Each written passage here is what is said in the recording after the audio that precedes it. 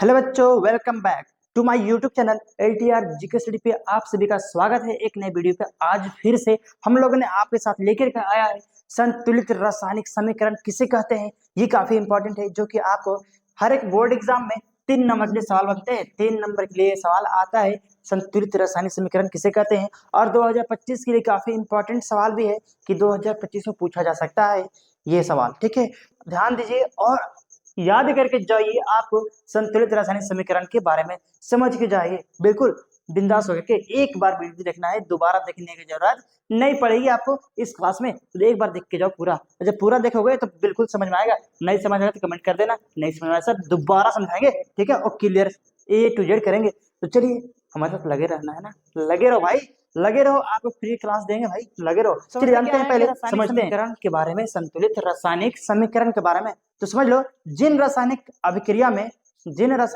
में क्या होगा, अभिकारक और उत्पाद दोनों तरफ, अभिकारक और उत्पाद दोनों तरफ के परमाणुओं की जो संख्या है वो बराबर होगी तो संतुलित रासायनिक समीकरण कहलाएंगी। वही क्या कहलाएगा, संतुलित रासायनिक समीकरण कहलाएगा। अब कैसे कहलाएगा देख लो जरा। रासायनिक समीकरण किसे कहते हैं, डायरेक्टली एग्जाम में पूछा जाता है, आपको आंसर ऐसे ही सेम टू सेम दे देना है। क्या है, जिन रासायनिक समीकरणों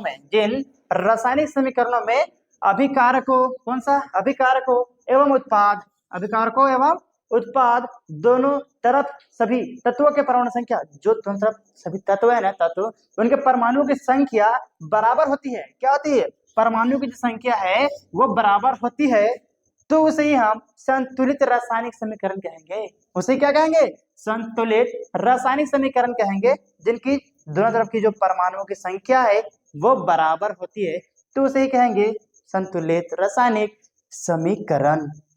समीकरण हाँ वही कहेंगे, लेकिन क्या एग्जाम्पल के तौर पर देख सकते हैं आप। एग्जाम्पल के तौर पर देखिएगा जरा, समझ में आपको आएगा। ठीक है, क्या है, Fe+H2O दोनों में अभिक्रिया करवा रहे हैं। ये क्या है दोनों, तो ये अभिकारक है और ये क्या है बच्चों, ये हमारा उत्पाद है। ये अभिकारक और ये उत्पाद। देखिए क्या है, यहाँ पे अभिकारक कर रहा है, अभिक्रिया करने के बाद क्या हो रहा है, उत्पाद हमारा निकल रहा है FeOH+H2, ये हमारा उत्पाद बन के निकल रहा है ना। तो क्या था अब हमारा जानेंगे। तो Fe+H2O जब अभिक्रिया करवा दिए तो क्या बन के निकला हमारा, Fe3O4+H2, ये हमारा बन के उत्पाद निकल रहा है। तो क्या यह संतुलित समीकरण है या नहीं है, जानते हैं, जानना है ना। तो बताओ जल्दी से कमेंट करके बच्चों, क्या यह संतुलित समीकरण है या नहीं है। अगर नहीं है तो तुम धड़ल्ले से आसान तरीका से समझाने वाले हैं संतुलित करने का तरीका। संतुलित करने के लिए आसानी से बताएंगे, देखना है, अभी देखना है, लगे रहो। संतुलित करने के लिए एकदम इजी वे में बताएंगे आपको, एकदम हल्का सा। आप थोड़ा सा दिमाग लगाते हैं, आंसर आ जाएगा। कितना नंबर के लिए सिर्फ आता है संतुलित करने के लिए, अगर संतुलित करना चाहते हैं तो 1 नंबर के लिए एग्जाम बोर्ड में आएगा। फ्री में मिल रहा है 1 नंबर बोर्ड में एग्जाम में ना, फ्री में मिल रहा है 1 नंबर बोर्ड एग्जाम में 1 नंबर। और टोटली पूछ देगा 3 नंबर के लिए, और सिर्फ पूछेगा ये वाला तो 1 नंबर के लिए पूछेगा। ठीक है, याद रखिएगा। तो चलिए अब हम लोग चलते हैं संतुलित करना, संतुलित करने चलते हैं ना, संतुलित करते हैं। आप पहला ध्यान दीजिएगा, परमाणु की संख्या देखते हैं तत्वों की। ये हमारा तत्व है Fe, क्या है Fe, यहाँ पे कितना है परमाणु संख्या, 1 है। कितना है बच्चों, 1 है। लेकिन उत्पाद होने के बाद कितना हो रहा है, परमाणु संख्या 3 है। ओ माय गॉड, 3 है। हमको 3 करना पड़ेगा ना, हमको बराबर करना है तो 3 तो करना पड़ेगा इधर ना। तो क्या करेंगे बच्चों, इधर हम लोग क्या करेंगे ना, इधर 3 बैठा देंगे। क्या करेंगे, 3 बैठा देंगे। अब हो गया बराबर, हो गया संतुलित, जी नहीं हुआ अभी। अभी तो हम लोगों ने एक तत्व के परमाणु की संख्या बराबर किए हैं, अभी 2 तत्व तो हमारे और बाकी है ना।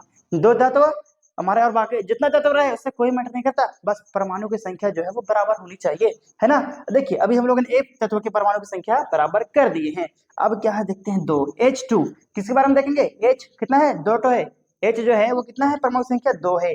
तो इधर देखिए कितना है, हाँ साहब यहाँ भी 2 है, मतलब कि संतुलित ये भी है। क्या है, संतुलित ये भी है हमारा, 2 यहाँ भी 2 यहाँ भी, तो बराबर तो है ना, है बिल्कुल। अब बात करते हैं O की तरफ, चलते हैं किसकी तरफ, इस पैटर्न पे चलते हैं O की तरफ। क्या ये O जो है वो संतुलित है या नहीं। तो यहाँ देखिए कितना है संतुलित के O की परमाणु संख्या 1 है, और यहाँ कितना बच्चों, 4 है। कितना है यहाँ पे, 4 है। कितना है, 4। अब 4 करने के लिए क्या करना पड़ेगा, यहाँ को 4 करेंगे तब संतुलित होगा, है ना। तो 4 करने के लिए क्या है, 4 बैठा देंगे, 4 बैठा देंगे यहाँ, नहीं नहीं नहीं, यहाँ 4 नहीं बैठाना गलती से भी, वरना नंबर कट जाएंगे। आपको कहाँ बैठाना है, यहाँ बैठाना 4। ओ भाई साहब यहाँ 4 बैठा दिए तो ओ कितना हो गया हमारा 4, यहाँ कितना था 4, संतुलित हो गया है ना, है ना, हो गया ना सर, हुआ कि नहीं। ओह माय गॉड नहीं हुआ है सर, अभी बाकी है, कुछ ब्रैकेट बाकी है, अभी देख लो। अब हमारा क्या था पहले, जो H हमारा कितना हो गया, अब यहाँ पे 6 हो गया H, परमाणु की संख्या कितना हो गया H का 6 हो गया, लेकिन यहाँ कितना है 2 ही सिर्फ है ना, कितना है यहाँ सिर्फ 2 ही है, हमको 6 करना पड़ेगा ना। अब 6 करने के लिए क्या करेंगे बच्चों, यहाँ 6 करने के लिए इसको मिटा के, नहीं नहीं मिटाना नहीं है इसको, आपको यहाँ 4 लिख देना है, तो क्या हो गया 2 और 4 6 हो गया परमाणु की संख्या H का। तो अब क्या संतुलित है, जी हाँ अब संतुलित है, तो इसे ही कहेंगे हम लोग संतुलित, संतुलित रासायनिक समीकरण, इसे कहेंगे हम लोग संतुलित रासायनिक समीकरण कहेंगे। तो क्या आपको समझ में आया, इतना सरल भाषा में समझाए, समझ में आया, अगर समझ में आया होगा तो वीडियो को लाइक करना है, नहीं समझ में आया होगा तो कमेंट करना है, ठीक है, याद रखिएगा। तो अगर आप हमारे चैनल में नए हैं तो चैनल को सब्सक्राइब भी कर लेना है, ताकि आपको इस तरह से रिलेटेड वीडियो सबसे पहले आप सभी तक पहुंच सके। तो बच्चों आज के लिए इतना ही, फिर मिलेंगे नेक्स्ट वीडियो में, तब तक के लिए बने रहिए हमारे साथ, तब तक के लिए जय हिंद, वंदे मातरम।